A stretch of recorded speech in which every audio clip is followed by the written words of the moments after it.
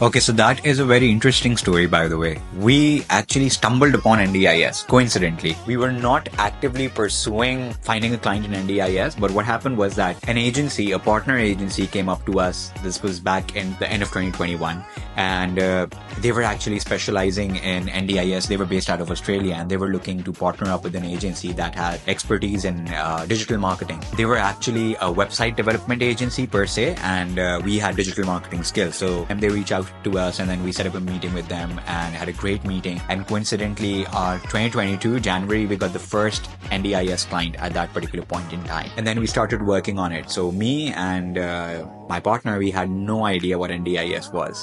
We had no idea what it meant, what the abbreviation meant as well. But coincidentally, we did our research. We put in a lot of time and effort. The whole team put in a lot of time and effort. We first understood NDIS, then different services that are incorporated into the NDIS plan, and then how it works, how the government pays it, and how a participant can use that fund, etc., etc.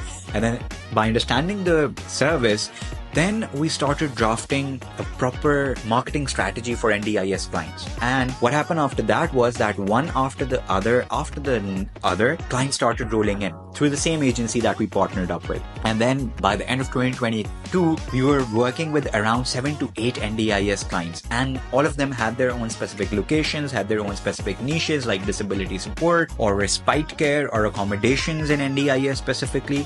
And then that way, we started getting them leads through SEO, through Google ads, through Facebook ads, through Instagram ads, and then started working on their GMB, on their local packs, and then running ads on those GMBs as well. And then they started getting leads. And obviously, because this was a profitable effort at their end, they stuck with us. And we've been working with them for quite a long time.